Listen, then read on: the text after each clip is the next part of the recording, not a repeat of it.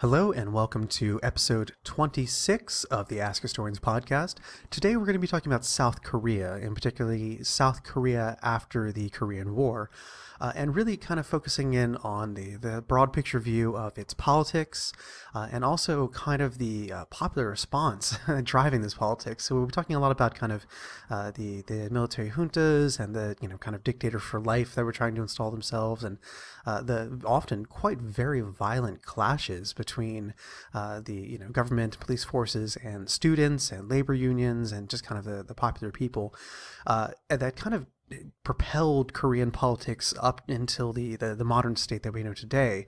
And we'll address a little bit about kind of some of the reasonings behind this, the background, and kind of the mentality that was driving both sides of this.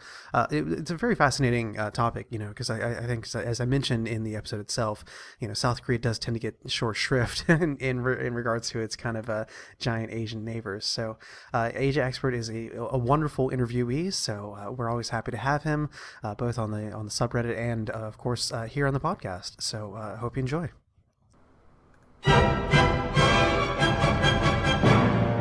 Welcome to the Ask Historians podcast. Hello again, and welcome to another edition of the Ask Historians podcast. I am here with AsiaExpert, who is one of our more popular commenters. He always gets lots of attention to his posts, and not simply because of the bold nature of his writing. So we're here to talk to him today. He's better known as Ivan, so if you hear me referring to them as that, as opposed to Asia, which is a very big place and not a person, don't be surprised. Today we're going to be talking about South Korea, and particularly kind of modern South Korea, looking at the various democracy movements, student uprisings, military coups, and just the kind of the tumultuous post-Korean War period up to about 1988, when democracy finally kind of took hold. So, Ivan, could you go ahead and give us an idea about what got you interested in the topics that you expound upon when we have the luxury of your blessing, of your presence, and also what particularly about this topic interests you? Well, I studied Asian history in college. I went to St. John's University in New York, and I graduated with an Asian Studies degree. And I also minored in business, but that's not really important. Yeah, I'm also of Chinese heritage. I was born in America, but I'm Chinese American, so I got very interested in my own ethnicity and my own history of China, Chinese people, because when I was young, everyone around me was not Chinese. But then suddenly I came along this realization somewhere around in middle school that I was different. Like, I'm not white. I'm not American completely, because other people will be like, oh, you're Asian. Where are you from? So some people might take that as insulting, like, oh, of course I'm from here. But I thought of it as I have this whole other cultural, historical background that I don't know about. So I got really interested when I was young. And when I went to college, I just decided I'd study that, and languages as well, which I really love. Yeah, so you're in Korea right now, celebrating what I think you referred to as a Korean Thanksgiving? Yes. We had Chuseok, which is, it's very much like Korean Thanksgiving. You meet with your family. It's kind of, if there's anyone who knows about Chinese New Year, it's very similar to Chinese New Year. Your whole family gets together. The whole country basically shuts down. Everyone goes to see their family. You visit your relatives' graves. You clean them, and you do a little ceremony. You eat there. It's like a happy thing. It's not. Sometimes there's like this concept of if you have to go to a grave, it's kind of sad or somber. But in many Asians, like festivals, you actually go visit your relatives' graves, and it's kind of more like a party. Like, you celebrate their lives. You give thanks for what they did for you, and you give thanks for your family that's still around now. So more of the Korean Dia de los Muertos, kind of, in a way, heading out and leaving feasts and on the graves and such like that. Well, Yeah. Speaking of not happy things and shutting the country down, Let's segue into talking about Syngman Rhee. That's my very, very smooth segue there. So, as people who follow South Korean history, which I think one of the reasons I want to talk to you about South Korea today was the fact that it tends to kind of get overlooked a lot in looking at this East Asian history between Japan and China, those kind of two giants that kind of fill the airspace. And I'm sure while the Philippines might disagree, South Korea and the Korean Peninsula in particular gets overlooked a lot. So could you just go ahead and give us some background for people who might not know who Syngman Rhee is? Okay, so Syngman Rhee, his actual Korean name is nothing close to Syngman Rhee. His Korean name is actually Lee Sung-man. And how did he end up with Syngman Rhee then? He was just referred to as Rhee because he actually came to America very often. He's mostly known in America as the person who constantly petitioned to the White House and various officials in Washington, D.C. for America to help recognize Korea as an independent state. He was a very strong nationalist for South Korea, especially during a time when the entire world basically considered South Korea just another colony of Japan, sometimes China. Basically, Syngman Rhee was very nationalist, and he was also extremely anti-communist. But this is only later. His history is very complicated, but basically Syngman Rhee is considered the founder, or basically he's the George Washington of South Korea. And so how did he come into power? So of course, he was in America. He had been leading these kind of independence movements. And so if I understand it correctly, he was kind of invited back to South Korea and met with General MacArthur to kind of basically lead this new Korean government. Right. So what happened was after World War II, so Japan is supposed to surrender all of South Korea. They're supposed to return back to Japan because they're supposed to give up all their wartime holdings. But the problem was that America didn't go to South Korea right away. They were more interested in Europe and occupying other islands in the Pacific. So what happened was, in the beginning, there's all these, basically Korea, directly after World War II, was in a huge state of chaos because no one knew what was going on. There was no centrally established Korean government because before this, it was just run by Japan for decades. So now Japan is supposed to give all this up. So the Japanese government and Japanese citizens and Japanese soldiers are trying to get back to Japan, which they've been ordered to do. But they don't know who to surrender to. There are no Americans on the ground. So what actually starts happening is Soviet soldiers start coming in from the north, and they start accepting surrenders from Japanese soldiers, and Japanese soldiers start going away.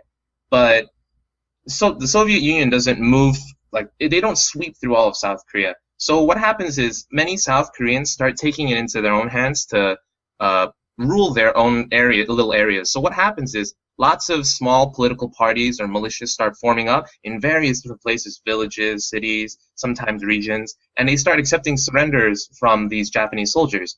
After several months, Korea is basically a whole mishmash of just tons of different areas that are just self-ruling, and it's just complete chaos. So when America finally does come to South Korea, it's just insane. And so they want to have a figurehead, and they want to have someone they know on the ground to help lead and organize Korea, because they're afraid they see how the Soviet Union is already organizing the North into a communist regime. So they want to establish their own democratic regime in the South. So what they eventually did was they know Rhee. They know Syngman Rhee.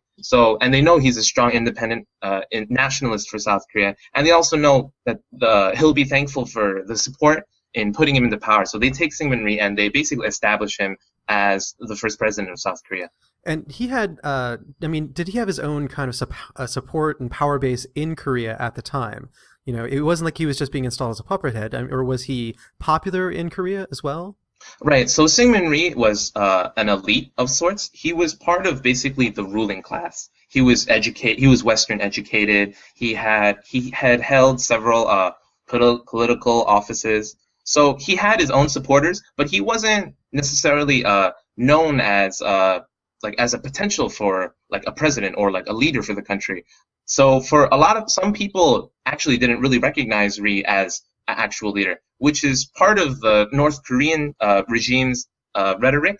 that Rhee is a puppet for America and the South Korea is just another part of American imperialism. This is part of why North Koreans seized on this for propaganda and rhetoric, because he didn't necessarily have enough popular support to just become the leader of Korea on his own.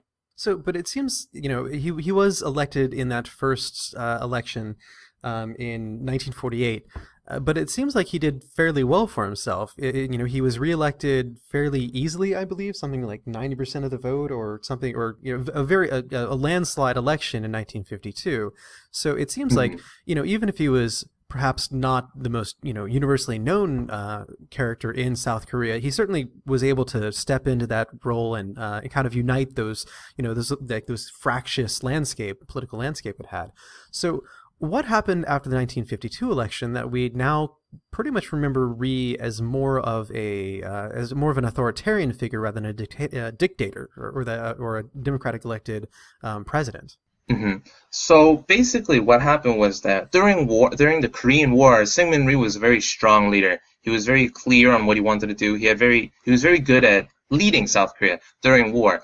After the Korean War ended, because of the looming threat of North Korea and various problems with economic and various social developments, people weren't seeing an increase in their quality of life. Many people were still trying to struggle to rebound back after the destruction of the Korean War. So there was a lot of discontent. Unemployment was high. Syngman Rhee, to control the discontent, he was more focused on combating the North Korean threat rather than increasing quality of life at home. So I think what happened was it was just a slow creep of more authoritative measures as just a stopgap measure to just keep them at bay for now, while he focuses on problems that he thought were more pressing. But eventually this kind of rolled out of control. Protests were put down very harshly, and then it just kind of got really out of hand. So he actually amended the Constitution to allow himself to run for additional terms, correct? Right. So if you read some memoirs or books about Syngman Rhee's how he acted in the actual around people around him, it would seem that Syngman Rhee thought that he was the best leader for South Korea. So he would rather break laws and keep himself in office for the sake of the nation, because he thought that was the best thing going forward. He didn't think that there were other strong enough leaders that could help carry South Korea through its time of extreme hardship. There were food shortages, there was a lack of work, lots of people they were lacking shelter, basic supply things like water, electricity, that kind of stuff. So Syngman Rhee went ahead and he changed the constitution to try to give himself more time. But what happened was that the students and the unions, everybody just kind of reacted extremely badly, because they just saw this as more a continuation of his transgressions against the actual democratic process, which he always talks about but doesn't deliver on. So this leads into the April Revolution. Yeah, so that was sparked by student protests in Masan, right? Masan University. Clearly, I mean, what was the triggering event that first started these protests? And then, what was the triggering event that led them into being called, the April Revolution, as opposed to simply, the April student protests?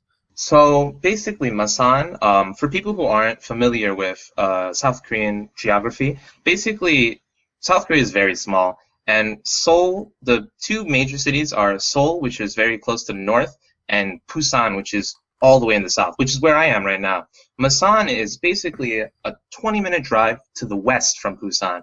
So it's just on the tip of South Korea. So basically what happened during the April Revolutions were that protests have already been happening for a long time because of Rhee's various transgressions, and protests in general have been happening during his last 5 years of rule all the time. But what really sparked it off was that a body of a student from Masan University was discovered in the harbor. First, people were extremely suspicious. They assumed he was murdered, and they assumed he was murdered by the government. So first, everyone's suspicious, and the police bring the body in. And then, the police identified the cause of death as drowning. But then later on, after another investigation, they found out that he was actually killed by a tear gas canister that was shot straight through his head. And basically, this implies that police were shooting the tear gas canisters directly ahead at eye level, which is extremely unsafe. And generally, you don't do that unless you're actually aiming to harm protesters. Yeah, so I was just going to say, so we have kind of an indication here that, there were these uprisings because there was just general unrest, but what was basically the outright murder of this student kind of sparked this off. But do we know if there were any other deaths from these protests, or perhaps that, because it sounds like the police were trying to cover up the fact that they had basically gone in shooting to kill. So do we know if there were any other deaths or any other people who may have disappeared into the ocean at that point and whose bodies had not washed up and been found? The problem during this time is that the city of Masan and other places that were being protested, the cities were in constant turmoil. It's not like now where you'd have like live coverage and tons of news teams out. It was just constant chaos. There was curfews. Police, apparently from witnesses that were actually at the protest, what they say is that police did shoot at protesters, but until this student's body was found, there's no historical records of like deaths before this point. So this kind of was like the first like confirmed death that was also widely known and like widely reported on. And there were other protests happening around South Korea in other cities as well. This is just kind of, we focus on this one because it was kind of the major flashpoint. But were there protests happening in Seoul? Busan is nearby. Were there protests happening in Busan as well and other major cities? Mm-hmm. One of the reasons we focus on Masan is because this is the starting point. And while there were other protests going on at the time, like they were very low key.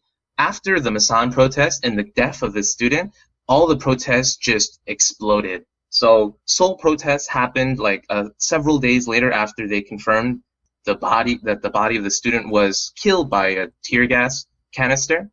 Like Seoul, protests started happening in Seoul, and tons of university students poured out. It was Seoul University and Korea University. These two universities are like the top universities. They're like the Harvard or like the Princeton of Korea. So all these students just stopped going to class and they all poured out into the streets. Unions stopped going to work. They like teamed up with all the student protests. And one of the things is that protest culture and protests and unions in general in South Korea are extremely militant because of this kind of history. Even today, like when protests do happen in South Korea, they're extremely hardcore, like very physical violence is very common. I like the fact that you brought up the labor and union protests as well, because I think we focus a lot on student protests, but I guess this is kind of a two-part question: is why students in the first place? I know there's kind of this general idea about that the 60s were filled with protesting students, Mm-hmm. in particularly in America, but and I guess apparently in Korea as well. So why students? Presumably they were part of the more wealthier and educated upper middle class. And why labor as well? Why unions? And were these two groups working together? Why? How did this kind of this marriage between these two groups come about? So many of the students there's like a history of students being very active in activism and like democratic movements. Students in general in Korea were very politically active, especially when they went to university, because they would study these things. Part of this was because America and the Korean government kind of put an emphasis on talking about the good points of democracy, of rule by representation in government, all these kinds of things. So this kind of rubs off on the student as a counterpoint to like North Korea as well. Yes. What's really interesting is that in the very beginning, there's lots of similarities between North and South Korea, much more than differences. Like today, you look at North and South Korea and you see such a stark difference. But when the division had first happened, the similarities were much more greater. Both sides were very propagandic. They focused a lot on propaganda. Both sides were very dogmatic in their rhetoric. Both sides were very authoritarian. Both sides were underdeveloped on a relatively world scale, but they were also basically head-to-head in how much development, their economic strength, military strength. They were very close to each other. which is very different from how it is today, which is very interesting, I think, when looking back. So there's this massive student uprising in Masan and Seoul. How does Rhee react to these gigantic protests? I mean, how many people are we talking out in the streets here? Oh, like thousands, like easily hundreds of thousands. So one of the big things that happened was at Seoul, these protests, they kind of grew to this like boiling point where they were just massive. And eventually during April, which is when April is the same month that they found the student's body, several days later, this huge protest of students and workers, all kinds of people, hundreds of thousands of people marched to the Blue House, which is like the White House of South Korea.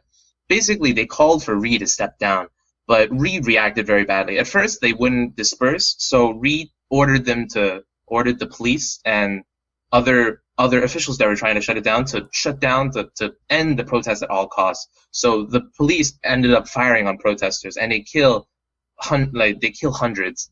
Not thousands, but they do kill hundreds, and they shoot randomly into the crowd of protesters. Directly after that, after all the protesters crushed, Rhee declares martial law across the city and then across several other cities in South Korea to end all the demonstrations at once. So basically, Rhee the protests were coming to a point where they just couldn't be ignored, and Rhee decided that there was no other way to end it except with power. And he thought that if he could end it quickly enough and he could gain the momentum again and maintain the peace and order, but it kind of backfired on him, on being too heavy-handed with how he dealt with the protests, because now other nations in the world are noticing the chaos in Korea, and even America pressures Rhee to step down, which he eventually does several days after the massacre in Seoul. So Rhee steps down, and at that point, we have, I would guess, the formation of provisional government. So who steps into this power vacuum now that Rhee, who has been in charge of the nation for, basically since, South Korea became, a modern, the formation of the South Korea as a nation, who comes into that power vacuum? Directly after Rhee steps down, the people in Korea are not ready for another president. They do elect the new president, but they very quickly reorganize the government because they don't want a president with such vast powers like Rhee had. While the first democratic government in South Korea was very closely modeled on the American government, directly after Rhee, we move into the period of time known as the Second Republic of South Korea, which is very short-lived. But basically, they changed the government, and now it uses a parliamentary system. So they completely strip tons of powers from the president. And while the president as a office is still exists, it has basically no power. Now all the power has been moved to the prime minister. And now, for the first and only time in South Korea's history, the government is ruled by a parliamentary system. So who are these people who are serving as prime minister and president? I mean, were they actors and were they players in the political scene beforehand? Yes. Changmyeon is the new prime minister, and the person who's elected president is President Yoon. So these people were already a part of the ruling elite, as you would put it, because the people who participate in politics are like they're kind of separated from the common people, because universal education was a thing under the Japanese imperial government, but at the same time, the education quality was not at the place that we recognize South Korea for today. So there were lots of class divisions. There were like elites, the rich, and then there were the poor, the farmers, and then there's also regionalism to consider. But all these people were from Seoul, they live in Seoul, and they're part of this ruling elite. While Rhee steps down, and it is kind of a change, it's not so much as a huge revolution as so much it's kind of changing the cards a little. But they do lots of political reform because they have to respond to the excesses of the regime under Rhee. We say it was very short-lived, and it was, and I want to get to that in just a second, because I mean it was basically less than a year, if I'm getting my dates right. But when these people came into power, Myung and Yoon, I mean, did they have substantial, policy differences? Obviously, there was this big push to kind of reorganize the way the government was had, but did they have policy differences? Relations with North Korea, relations with Japan, relations with the United States, economic policy differences, or was this more of just kind of a changing of elites jockeying for their own power? So there was various reforms because they simply had to. The protests were at such like a strong point that if they didn't change something, they knew that the protests would just continue. The chaos would just destroy Korea from the inside, and they couldn't because the threat of North Korea was still really looming. They just, even for their own national security, they had to get the protests underhand. So they enacted some very wide sweeping reforms. They basically turned back a lot of Rhee's very strong political repressions. They allow much more leftist and socialist groups to meet again. They released some people from jail that were political prisoners under Rhee.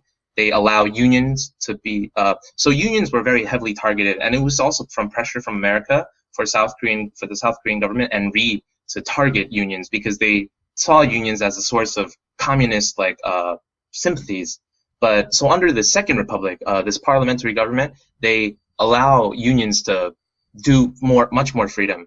And basically, tons of people joined the unions because they saw the unions as this pillar of strength and organization that the government just couldn't provide them.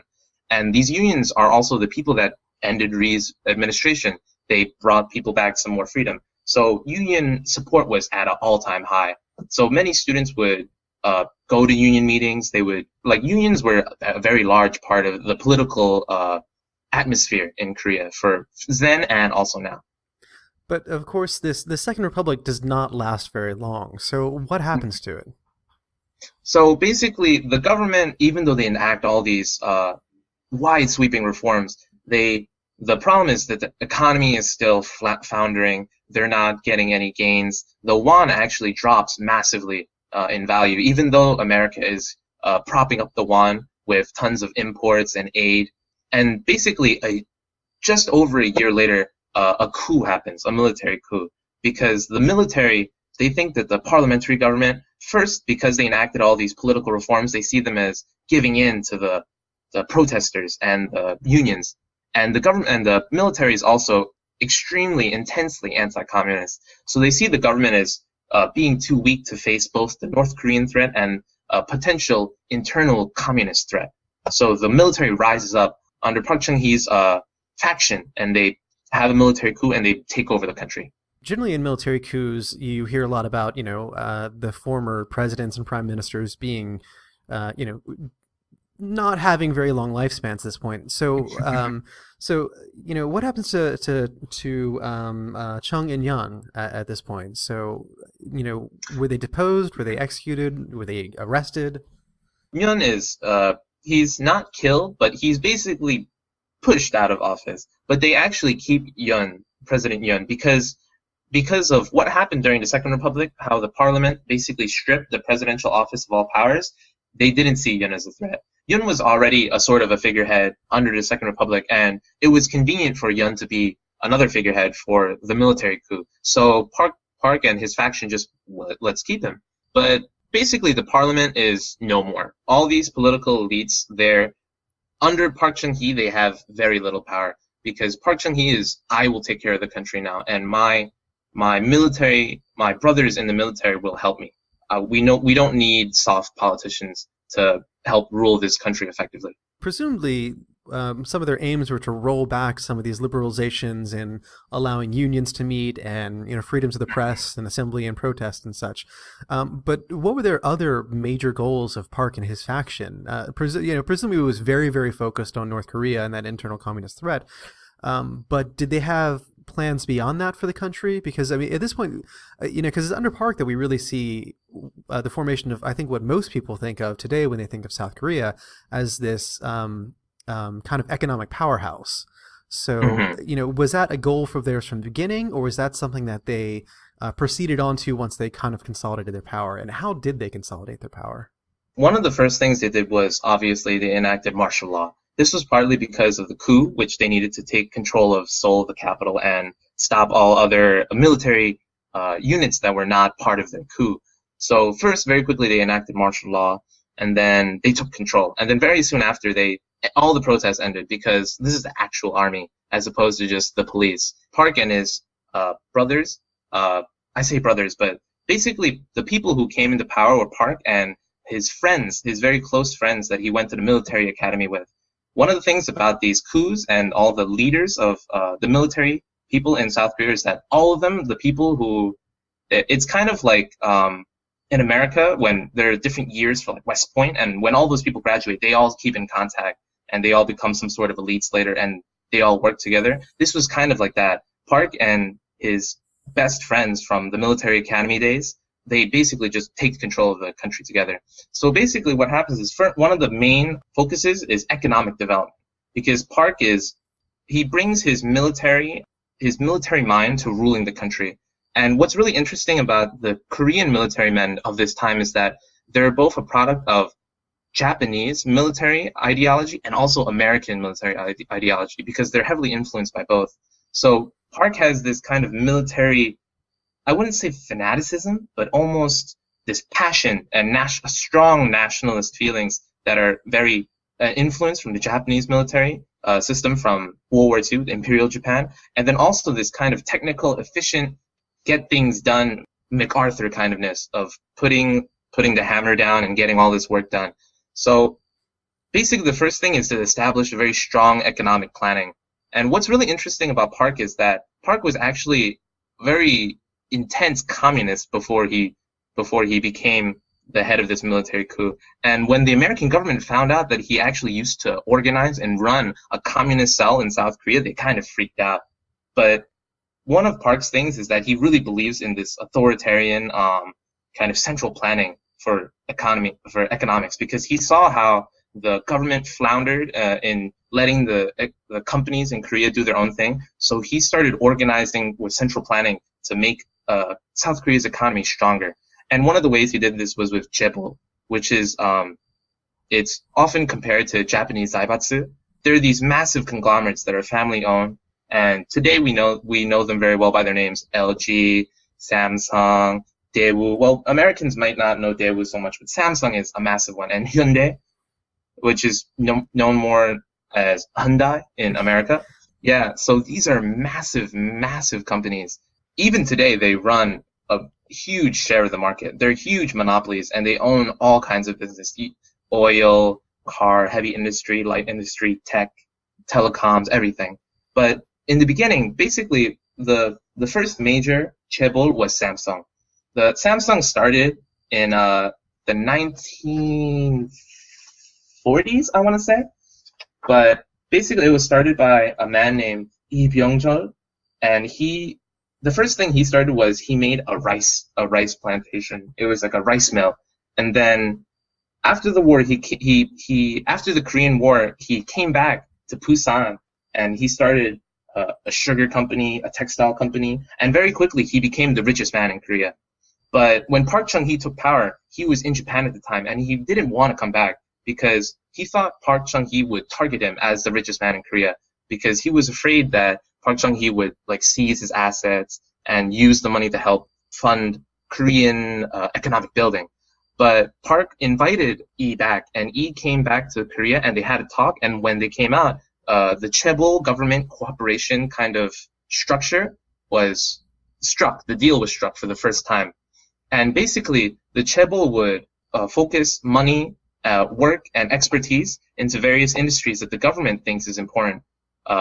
And in return, the government provides unprecedented support. Red tape is cut all around. Borrowing money from the government is easier than, borrowing money now. And basically, this very centralized planning sort of economy starts happening, where the chaebol, Samsung, starts investing into industries like heavy industry. Samsung starts making cars, and other companies like Hyundai started as a light industry with textiles, home products, that kind of thing. And under the government, under Park Chung-hee's regime, they started going to heavy industry. They started doing tons of construction. They start shipbuilding. They start making cars.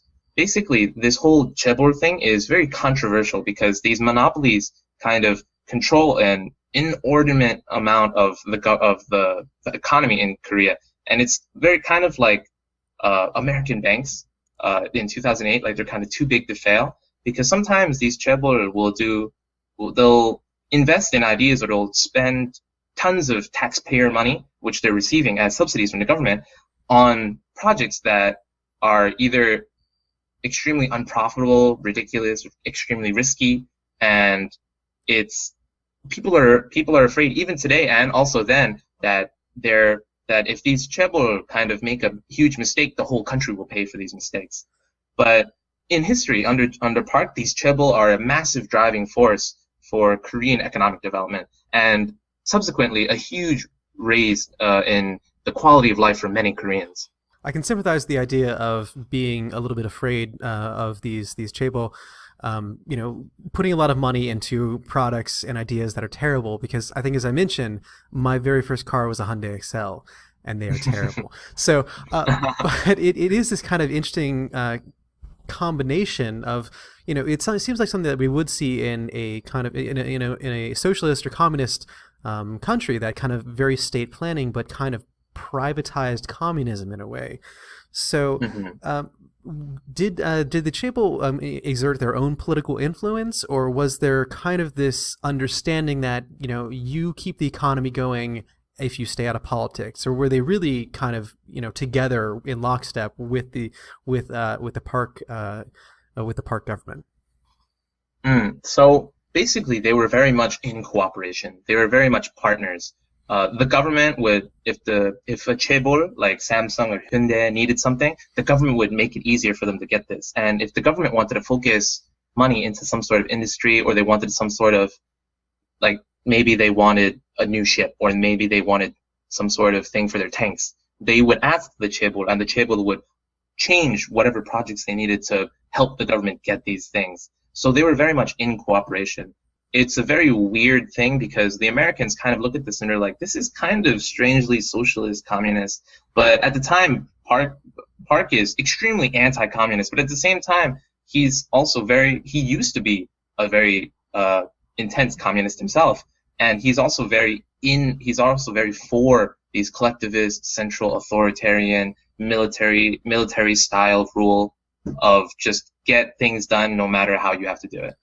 So, speaking of getting things done no matter how you do it, what was his relationship with North Korea at this time? Because the thing with Korean history from the end of World War II onwards, that it's just simply this thing that you can't ignore, despite the fact that there may be sometimes it seems like it fades into the background, and then you remember, oh yes, there's this country to the north of us that wants to destroy us. So how did relations with North Korea and South Korea change under the Park regime? Today, a lot of people in South Korea kind of, basically for the most part, they ignore North Korea, because North Korea isn't really a major threat for a very long time. Just the stark difference between North and South Korea, many South Koreans just kind of forget. And even though I'm living in South Korea right now, for the most part, I don't really think about North Korea most of the time at all. But during the Park regime and earlier during these times, the conflict between North and South Korea was very much an ongoing thing. Even though they already had an armistice and like a peace treaty, well, not a peace treaty, they had an armistice, which is a cessation of like actual large-scale armed conflict. But during this time, North Korea would send many spies. They would send insurgent groups into South Korea. There was actually a point when they sent assassins, nearly 100 assassins, to try to bomb the Blue House and assassinate various officials in South Korea. So during this time, border clashes are very common. Shooting across the DMZ is very common. Kind of surprise attacks and retaliations and back and forth between both countries is a very real thing during this time. And America has soldiers there. And there's actually a very famous incident called the Axe Murder incident, where North Korean soldiers came and they actually murdered several American soldiers with axes at the DMZ.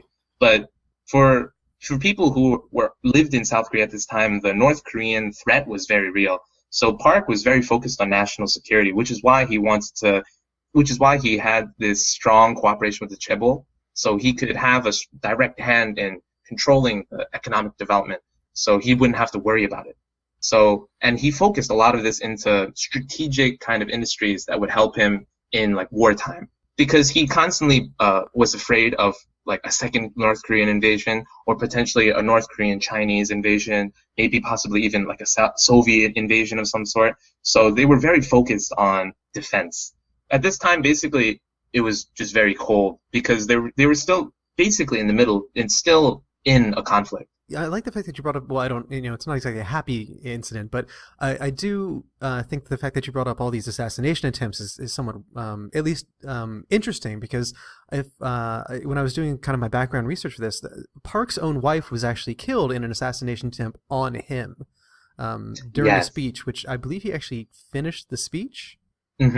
Yeah, so Park, if you read memoirs and books about Park is very much this tough guy and like a man's man kind of thing. And it's also part of because of his military kind of almost upbringing. It's like Japanese military ethos is very much about the stoic military nationalist. So Park definitely bought into this very intense image of a strong nationalist leader. When his wife was assassinated, he did grieve, but at the same time, it was almost as though he thought that I need to be strong, not for myself, not for my wife, but for South Korea. It's kind of this very intense, almost fanatical nationalism that kind of defines Park as the kind of man he was, and also the kind of leader he was. And so also this nationalism and this kind of, very militaristic nationalism also translated into helping the United States in Vietnam. And this is another instance where I was, kind of shocked by my own lack of knowledge about South Korea, and also shocked about my own knowledge of, the U.S. history in Vietnam, because South Korea was, I believe, the biggest contingent of soldiers in South Vietnam after the Americans. So how did that arrangement come about? And it seems like that was actually a very beneficial arrangement to South Korea. So when the Vietnam War starts, Park is still in power. And basically, America wants to flex its muscles in Vietnam because of the various things. But basically, the first thing they do is they ask Korea, which is their major ally in the Asian area after Japan. And the call goes out to send support for the Vietnam War. And South Korea answers with a huge passion. There's huge support for it. By the end of the Vietnam War, nearly 400,000 different South Korean soldiers had been in Vietnam by the time America pulls out. And basically at its height, they had nearly 56,000 soldiers on the ground in Vietnam. This height was also after America had its own surge of soldiers. And Korea's contribution to the Vietnam War was huge. It was greater than any other country. And while this was very good for America, and it was very political, and it was also very much about the democratic nations cooperating and the friendship between, because America came in South Korea's time of need, so South Korea will answer the call when America needs its help.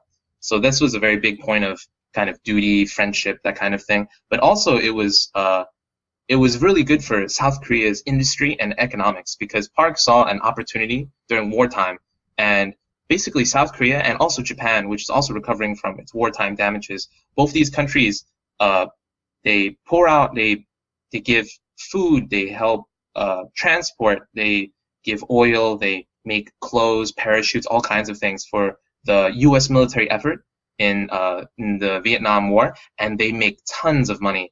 The Vietnam War is actually argued to be one of the major reasons why we see such a large and very quick boost to South Korean economy, which is now known as the South Korean miracle, because of how quickly they bounced back from the Korean War. They made a lot of money, and also because of the relationship now as an ally, a wartime ally between America, South Korea, and its various other democratic allies, tons of subsidies and investment poured into South Korea from America, Europe, Japan, and South Korea is raking in the money. The development in the industry and economics is huge during this time. And the United States is actually paying the South Korean soldiers salaries, right? Correct? Or paying or giving subsidies to the South Korean government to offset their salaries while the South Korean troops are in Vietnam, correct? Yeah, so America, because South Korea was very much focusing on internal development at this time, basically America as part of the thank you was America supplied arms, tons of military aid, but also they increased economic aid during this time to help support South Korea. Because as people may or may not know, sending an army or any kind of large military force outside of your own borders is an extremely expensive ordeal. The soldiers have to eat. Soldiers have to have this extremely intense supply lines with your own country. There's this back and forth medical things. All these things add up to being extremely expensive. And so, while essentially the South Korean involvement in Vietnam is their direct involvement is being bankrolled, while they're also receiving massive amounts of aid and development aid and assistance. But at the same time, Park is also really kind of tightening up his own internal politics as well. Could you talk a little bit about what he was doing? Particularly because he also amended the Constitution to allow himself to continue running for president, I think like indefinitely or for multiple terms, or just to basically stay in power as president for life, provided he keep winning elections. And given that he was probably suppressing his opposition, he was probably keep winning elections. So what was his method of maintaining his own power in South Korea at this point? So basically, under Park Chung-hee, there were tons of political arrests. There was many people who opposed Park Chung-hee's government or regime, especially in the early days when it was the coup. People who spoke out were arrested. Families would be threatened, this kind of thing. It was very heavy-handed in how he handled his political opposition. But then later, Park Chung-hee actually runs for president. And while the role of president is still fairly it's lacking in legal powers, Park Chung-hee controls all the cards. He whatever he says goes. So basically he keeps running for president and he keeps winning. But then eventually even the Constitution and everyone, even though people know he's in power because of the military coup in the first place, they're starting to get people, even his own people, his own faction are kind of saying, you kind of need to legitimize your rule. So what he does is there's this thing called the Yushin Constitution, and basically it changes the law to allow him to run as many times as he wants and stay in office as long as he wants, which is actually a huge point of contention with obviously his political opposition, but also the common people, because they realize what this is. They're like, he wants to basically be a dictator for life. So this also starts protests and people opposing this change in the law. But Park Chung-hee's rule is so heavy-handed that he basically silences opposition by force. We eventually do get this kind of more student uprisings again in opposition to these changes and basically the rewriting of the Constitution to grant him additional powers. And again, we see it down at Masan. So I guess the question is, one, why Masan again? Is it known even today as kind of like this hotbed of student activism? And how did these protests affect the kind of the internal security situation? Masan is actually, interestingly enough, it's not necessarily known as this intense place of intense political activism, but South Korea in general is very politically activist. One of the things, though, is that Park Chung-hee was criticized very strongly for his heavy-handedness in regionalism, because the way that he developed Korea was for maximum efficiency. But what this meant was that money and investment and development was focused in several only key areas that he thought were key for the national defense or the long-term progress of the government, the nation. So he focused money in Seoul, obviously, but also in Busan, and then in the central areas like Daejeon. So basically, he was trying to focus areas in industry, ports, that kind of thing. But this means that he focuses heavily on the east, and the west side, some parts of the south, and parts of the northeast in the country still kind of have much higher levels of poverty, unemployment, they don't see a lot of this development money that they keep hearing about. And even today, a lot of these people are very strongly, they feel extremely strongly about Park Chung-hee's regionalism, and they basically hate him. People in the west, in Jeollado, some people in Jeju, they kind of, for example, to kind of illustrate what this is, recently Park Chung-hee's daughter was elected president of South Korea. And when this happened, people in these areas that were underdeveloped and criticized Park Chung-hee of regionalism, they literally, you could see videos online of them like students crying in high school and middle school that Park Chung-hee's daughter was elected president. Even adults and older people and young people alike all over the place were saying it'll be a repeat. It'll be terrible for our homes and our region.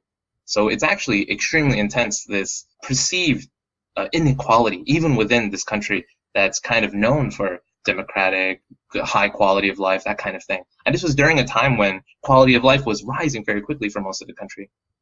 So it sounds like we'll have an interesting part 2 episode in a couple decades about that development. But so how did Park respond to these student uprising again? Do they have the same effects of driving him from power? What happened to Park?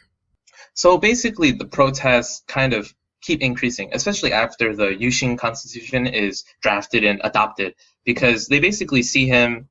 It's basically like Caesar. He's basically strong-arming himself into a place where he'll be able to be dictator for life. So as instability increases throughout the country, eventually it comes to a boiling point again, and Park is assassinated. And what's interesting is that Park is actually assassinated by one of his own bodyguards, the head of his own bodyguards. He basically shoots him in the head, and directly afterwards he's arrested. He doesn't make any attempts to really escape. And the reason, and when he's asked why he did it, he says it because it was necessary for democracy, for true freedom in South Korea. So basically, he was perceived as such an autocratic, authoritarian, like dictator, that his own bodyguard, his part of his own faction, killed him. His own, and this was the Korean CIA that did this. So he's killed by his own kind of internal security forces, and then the leader of that assassination is then, I would guess, you said is arrested, and I would guess shortly executed along with co-conspirators. So who then steps into this role again of leading the nation, and do they have to redraft the constitution again, throwing out this Yuxing Constitution? So protests start happening because while Park Chung-hee was seen as a dictator in some parts, he was also kind of viewed as this hero who kind of brought all this development, industry, raised the quality of life for all these people. So some people worship and some people kind of hated Park Chung-hee. He was a very divisive man. But in general, the nation grieved when Park Chung-hee died, and tons of people protested just in general anger and this height of emotion that whipped up the country, and the entire country fell into chaos again. So while the government is scrambling to regain order and peace, another military coup happens, and this time by a man named Chen Du-hwan. He's Park's associate, basically. He's part of the faction that helped Park Chung-hee kind of take over the country. Basically, Chen just has another military coup partly because he doesn't approve of how Park was assassinated, and it was almost for Park to regain order for the country. Like, he couldn't let Park's country fall into chaos. But also because of this factionalism within the army, there is different factions that were having this kind of shadow conflict with each other. And when Chun seizes control, some other of his opposition are killed in various gunfights that happen throughout the city when he seizes power. So sometimes some conspiracy theories say that they weren't just accidentally shot in gunfights, but they were targeted and killed. But that's another discussion. So Chun actually cracks down quite severely on the opposition, though, and this is in late 1979, early 1980. And by the summer of 1980, there's this what's known as you feel free to correct me on my horrible Korean pronunciation, the Gwangju Uprising. After Chun seizes power again in the military coup, protests are still happening after the coup, because Chun hasn't, the government under the new, I guess, junta under Chun hasn't really seized power across all of Korea yet. They kind of enacted martial law. They have curfews, mandatory curfews, but protests are still going on. And in Gwangju, extremely large protest happens. Gwangju is actually in the west, one of the underdeveloped areas that I was talking about earlier that accused Park of regionalism and not developing their area in favor of other areas. So Gwangju is there's this massive protest, and basically it started with student protests, a regular student protest happening, but the police shot into the crowd of students and killed several of them. So what happened was tons of citizens, just regular citizens, they've had enough, and they kind of see the police as part of Chen's new regime, but they kind of see it as just this continuation of heavy-handed military authoritarian rule from above, from the government. So they've had enough. And it's not just students or just unions, it's regular people. And they attack armories, they attack police stations, they attack several army posts, and they seize all these weapons. And basically they start fighting against police, anything that they perceive as government representatives.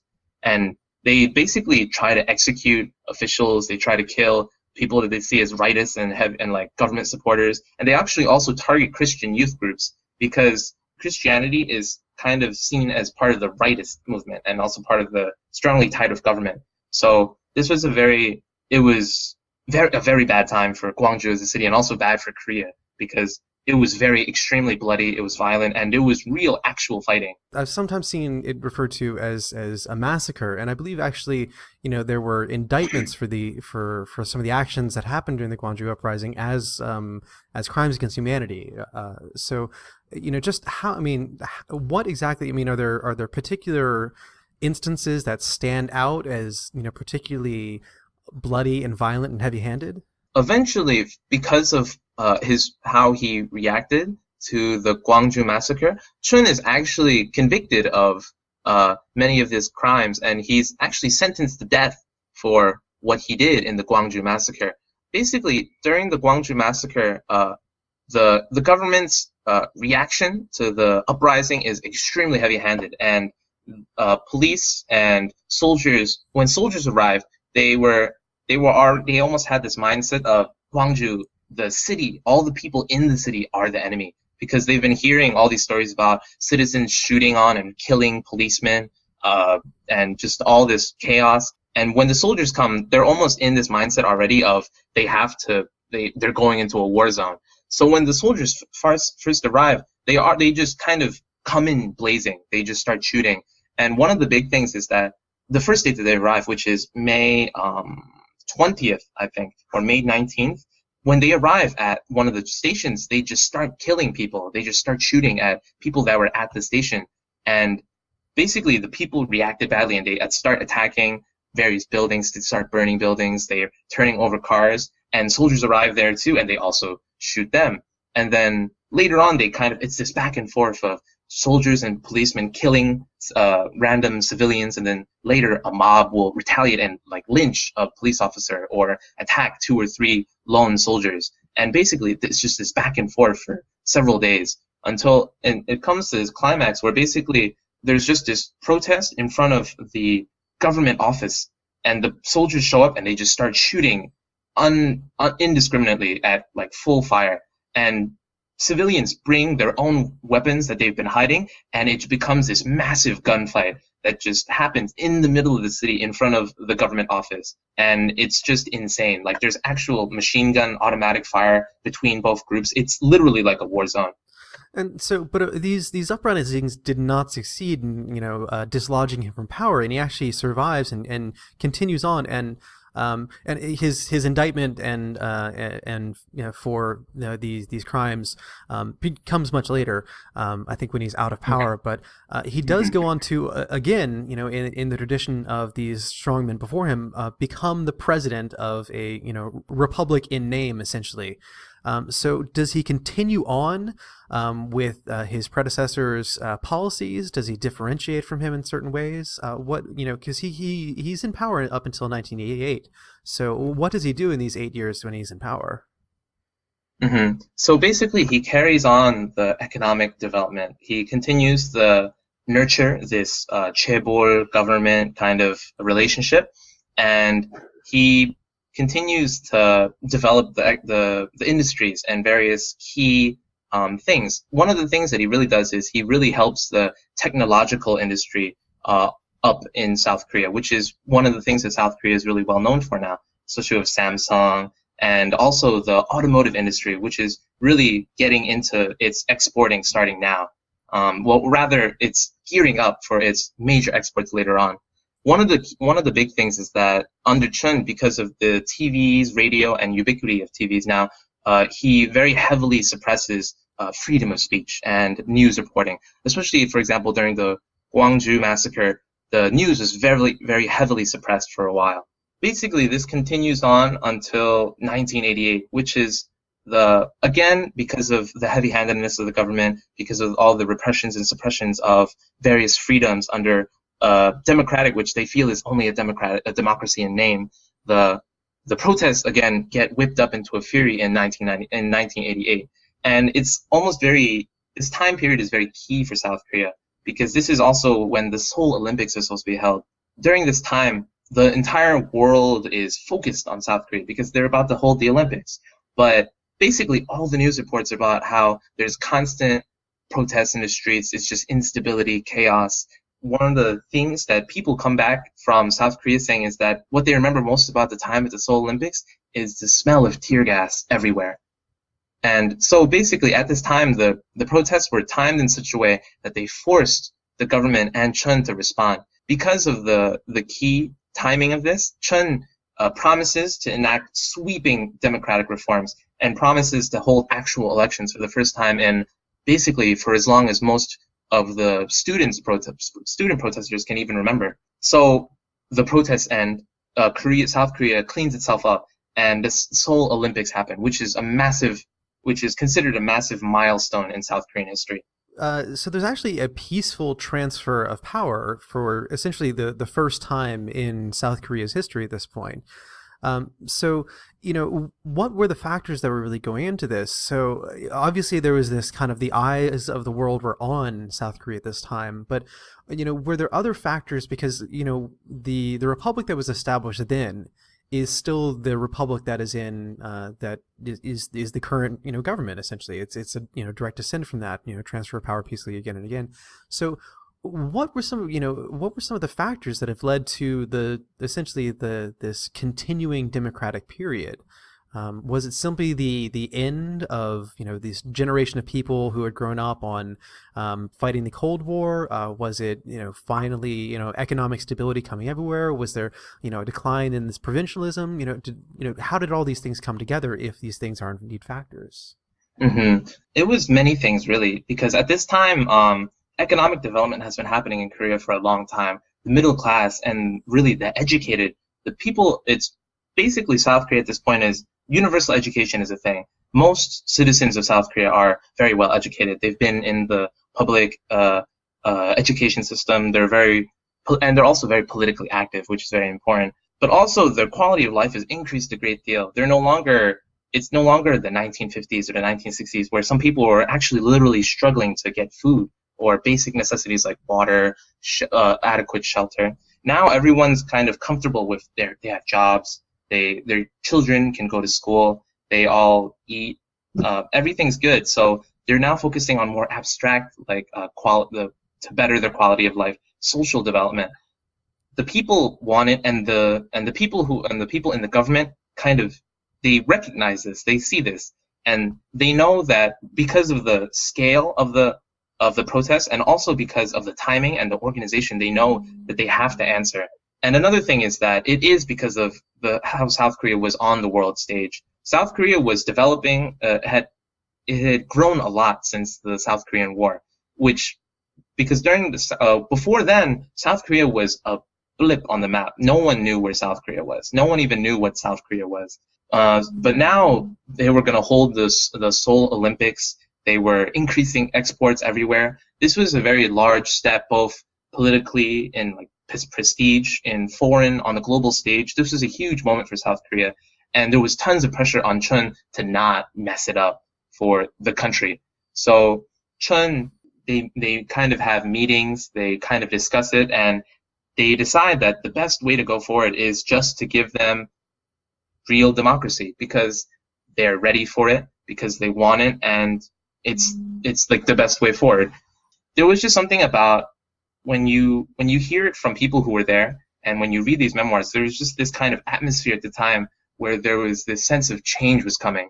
And this might be anecdotal, and it might also be just like hindsight and applying things, but from from what I hear from people who are actually there, like one of my professors at my university was actually there, and he told me that there was just this sense that change was coming and that the Seoul Olympics were this special time for South Korea.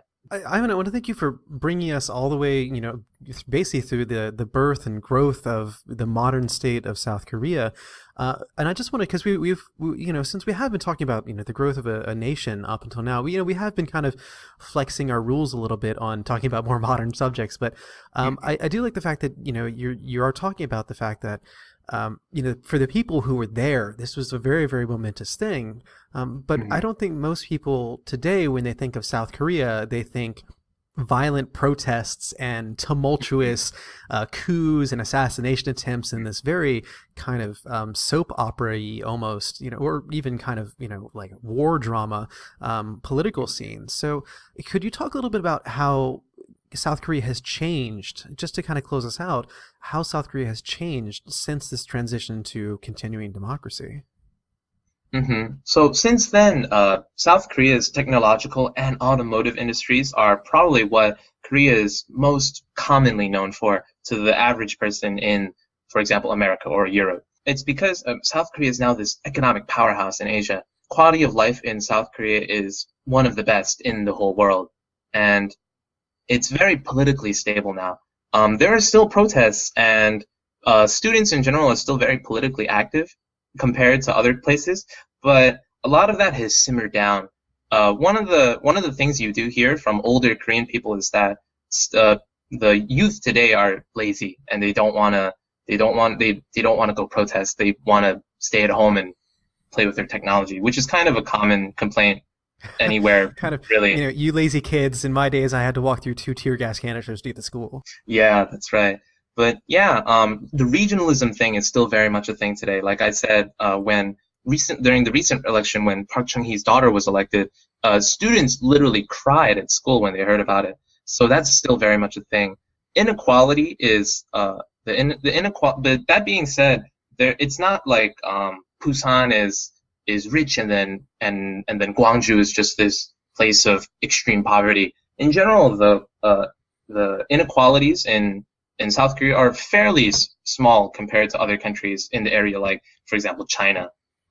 In general, Korea is a very rich country, and it's a very nice place to live in general. Crime is very low. Massive protests and harsh repressions of protests are no longer a daily thing. Education is the main focus.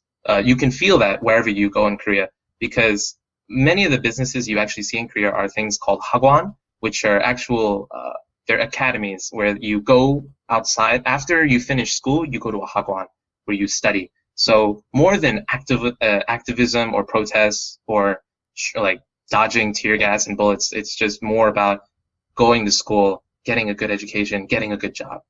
Well, I want to thank you for that plug and for the South Korean Tourism and Immigration Board, and I really want to thank you for talking with us today. It's been a little difficult trying to arrange things with you because we are. I think this actually exceeds Taz and I's Australian to America time differential, but I don't want to brag. He might brag a little more. So, but thank you for talking with us today, and thank you for all your contributions to Ask Historians. Thank you. And as always, thank you for listening. I hope that this podcast has filled in some gaps for those of you who did not know a lot about South Korean history. And for those of you who did know about South Korean history coming into this podcast, I hope this reminded you of how smart you are, or at least open up some new passages or interpretations that you hadn't thought of or considered in a while. So coming up next fortnight, we're going to be sticking with our kind of recent East Asian theme.